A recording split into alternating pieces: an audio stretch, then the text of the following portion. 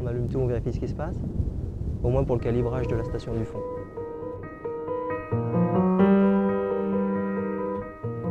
Il faut savoir tout faire, hein, même faire du cerf-volant.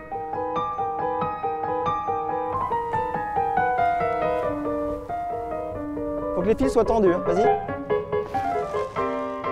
Alors UFO-Science, ce n'est pas une énième association ufologique, c'est-à-dire qu'on ne s'intéresse pas à la compilation de tous les témoignages qui peuvent arriver par le biais d'Internet, par le biais de courriers postaux ou par le biais d'institutions officielles. On ne s'intéresse qu'au cas où il y a une donnée exploitable de manière scientifique, avec des outils scientifiques.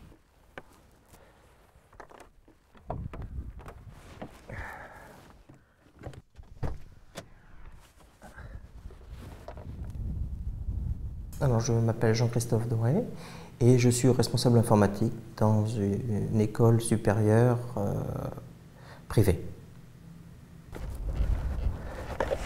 Hop, attention, je tiens par-dessus. Pour le moment, UFO-Science, c'est 4-5 personnes. On est tous soit techniciens, soit ingénieurs. Donc on a déjà un bagage technique qui nous permet d'appréhender plus facilement certains outils scientifiques. Et on est donc 4-5 personnes qui travaillons grâce à quelques milliers de donateurs, soit par des dons de matériel, soit par le biais de dons financiers. Le but principal de la station UFO-Catch, c'était dans un premier temps d'éviter de passer de longues nuits à regarder le ciel pour détecter d'éventuels mouvements, et on s'est dit qu'il serait peut-être intéressant d'automatiser ce système. Après, on l'a un petit peu perfectionné en transformant donc le système en un système de poursuite et de suivi de l'objet en mouvement. À partir du moment où le fisheye détecte un mouvement, il transmet des coordonnées à l'UFO-Catch, et l'UFO-Catch aussitôt le suit.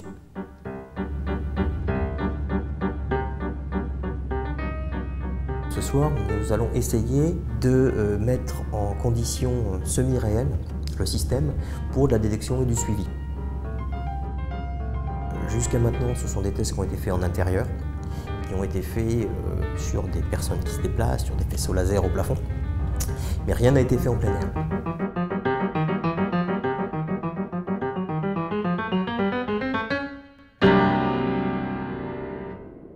Donc on a un cerf-volant sur lequel on va monter une petite source lumineuse comme celle-ci, voilà, hein, suffisamment puissante pour pouvoir être détectée du Mont L'Espère par le fisheye. Donc c'est lui qui va détecter sur 360 degrés dans ce sens-là et 180 ici, tout objet qui bouge. Et c'est à partir de là que les coordonnées vont être envoyées à un autre système qui va bouger l'UFO-Catch. Donc à gauche on a le système de contrôle global, hein, avec une interface donc, qui permet d'avoir un point de toutes les caméras.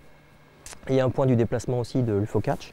Et à droite, c'est la machine qui gère, qui traduit les déplacements de l'UFO-Catch. Et à partir de là, si tout se passe bien, automatiquement, le robot devrait suivre et pointer, enfin pointer d'abord et suivre le cerf-volant. Il y a deux caméras qui sont équipées de réseaux de diffraction, donc qui sont des caméras spectroscopiques qui permettent justement de capturer les spectres en temps réel.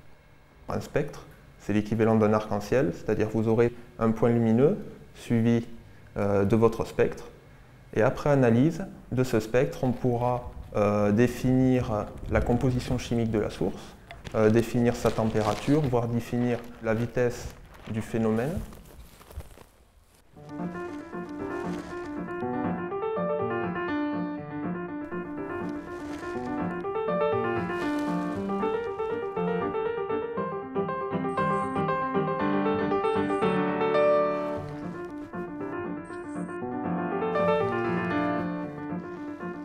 J'ai l'impression qu'il le suit, hein.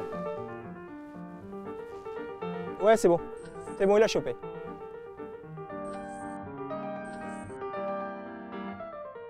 Et à chaque mouvement, en fin de compte, il détecte le mouvement du cerf-volant, envoie à l'ordinateur les coordonnées. Les coordonnées sont traduites en déplacement pour le robot, qui automatiquement pointe vers l'objet en mouvement.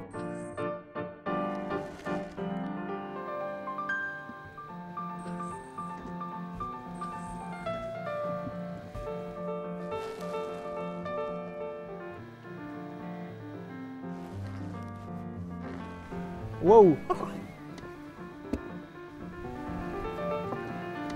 C'est un moyen parmi d'autres d'obtenir des données scientifiques, donc d'un phénomène par définition inconnu. On en saurait un peu plus. Maintenant, à savoir si le phénomène est naturel, extraterrestre, pour ceux qui le souhaiteraient, ou parfaitement connu, ça on ne peut pas dire.